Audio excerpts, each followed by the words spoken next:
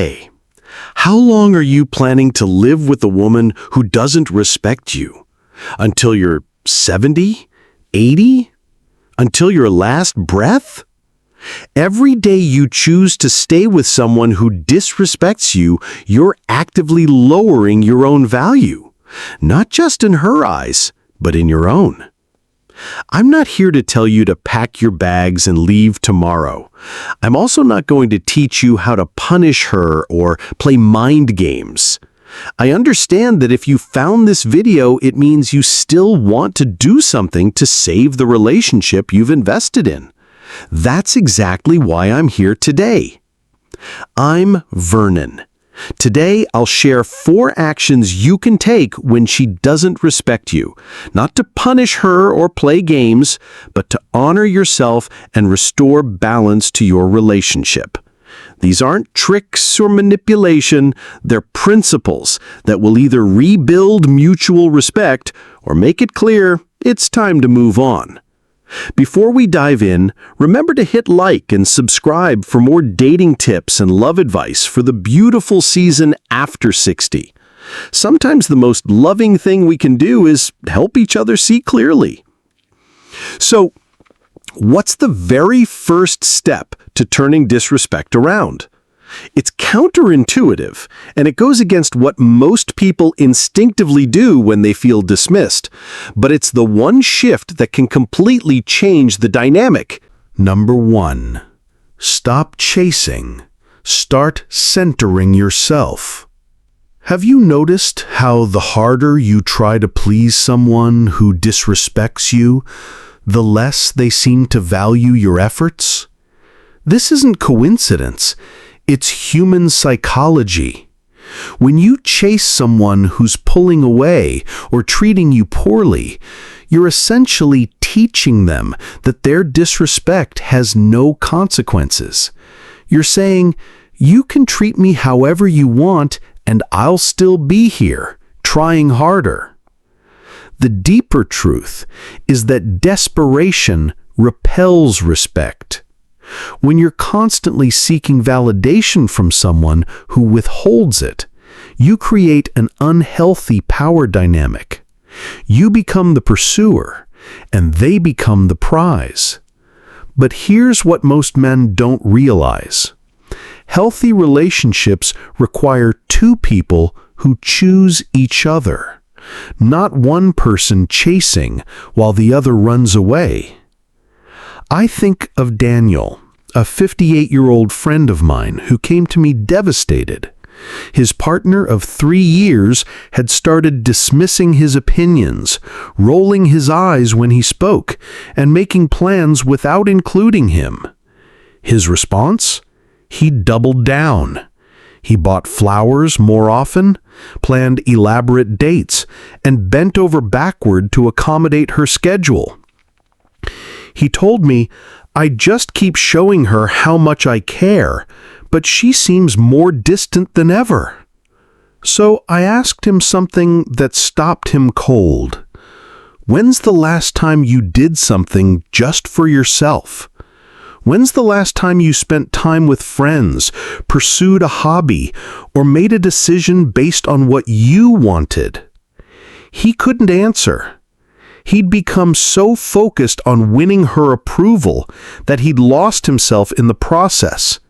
His entire identity had become wrapped up in her validation, and she could sense it. That's suffocating for anyone. Here's what Daniel did instead. He stopped the constant pursuit.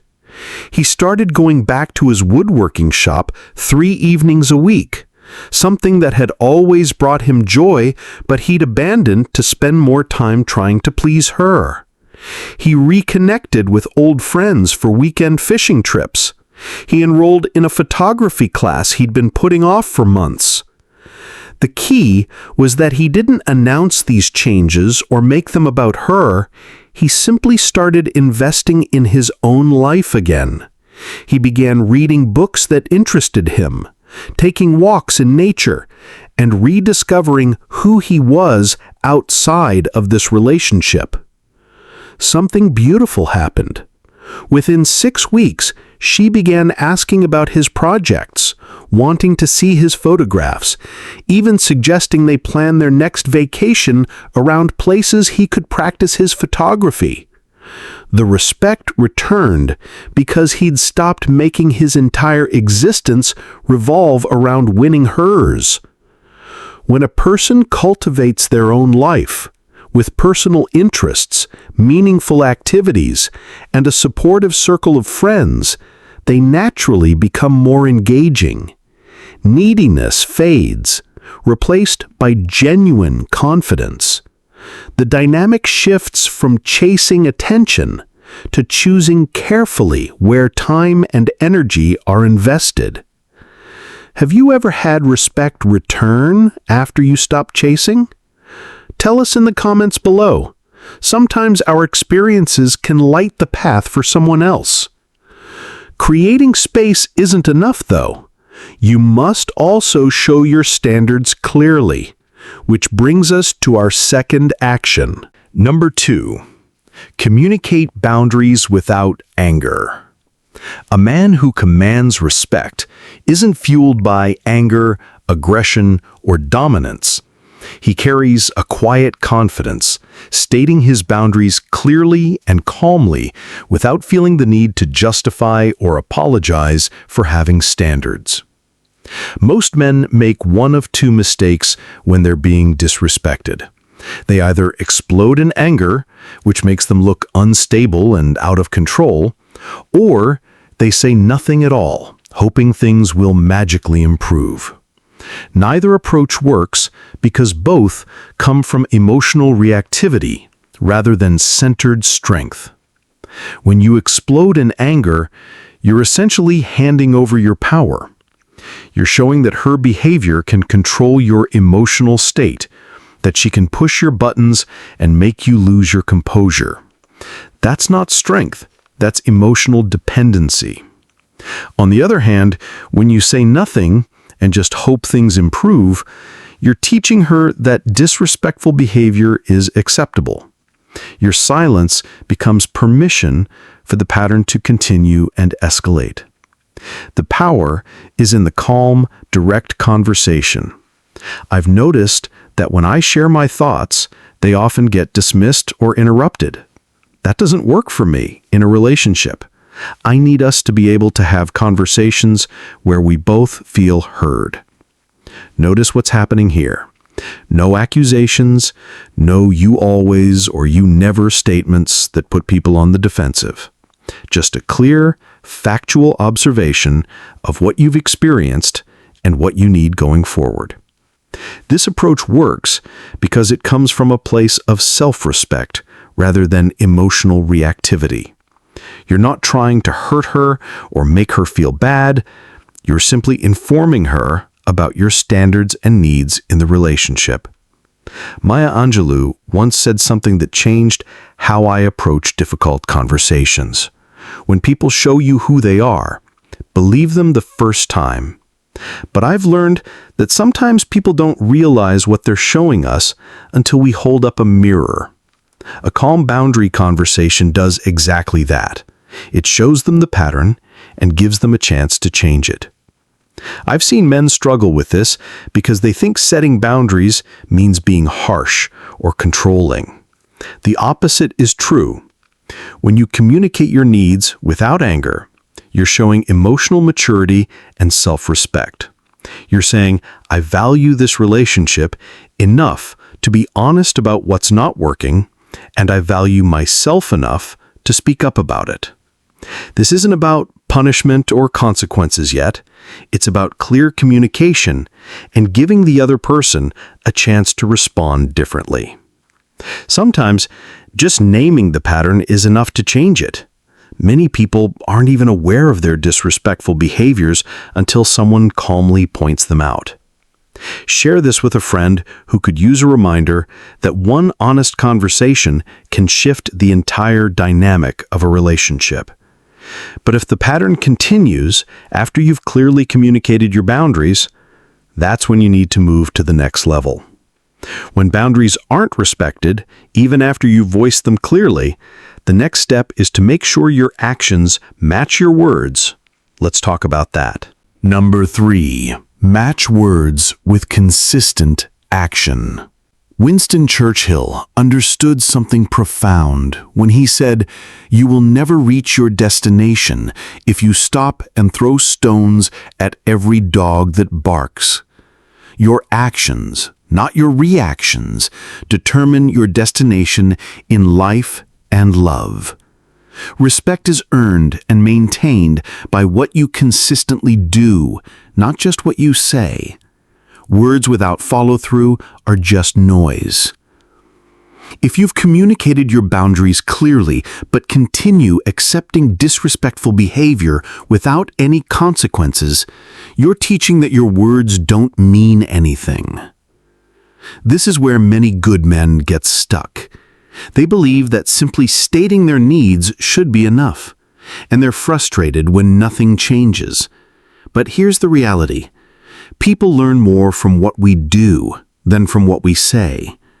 When your actions don't align with your stated boundaries, you're sending mixed messages. Samuel, a 63-year-old retired teacher, embodied this principle perfectly. His longtime partner had developed a habit of canceling their plans at the last minute, sometimes texting him just an hour before they were supposed to meet, saying something more important had come up. At first, Samuel would express his frustration.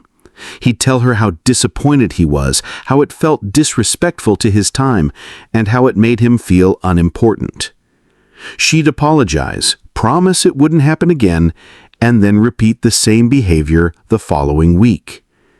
This cycle continued for months. Samuel kept talking, and she kept apologizing and repeating, until one day, Samuel realized he was part of the problem.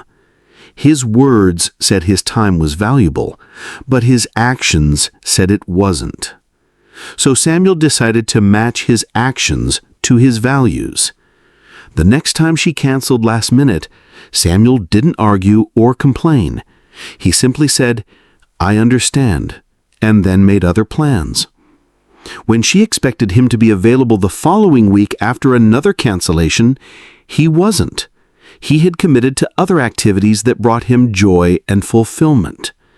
This wasn't revenge or game playing. Samuel had decided that his time had value and he was going to treat it accordingly. If she couldn't respect their agreements, he would make other commitments with people who could. The shift was remarkable. Within a month, the cancellations stopped completely. She began confirming their plans days in advance and stopped double booking herself. Why? Because inconsistency had consequences, and those consequences were applied calmly and consistently. This is what self-respect looks like in action. You don't need to announce every boundary or consequence dramatically. You simply live according to your values and let your actions speak louder than your words ever could. When someone sees that disrespecting you leads to natural consequences, not punishment or retaliation, but simply you treating yourself with the respect they won't give you, they begin to understand your worth differently. Save this video if you're ready to start matching your actions to your worth. Sometimes we need reminders that our consistency creates the respect we receive. And yet, even consistent action needs one final ingredient to command lasting respect: the willingness to walk away. Number 4. Be willing to walk away. Nothing commands respect more than knowing you leave if you must, and meaning it. This isn't about making threats or ultimatums. It's about having enough self-worth to know that no relationship is better than a disrespectful one. Most people can sense when someone is truly willing to walk away versus when they're just making empty threats. There's an energy difference that's impossible to fake.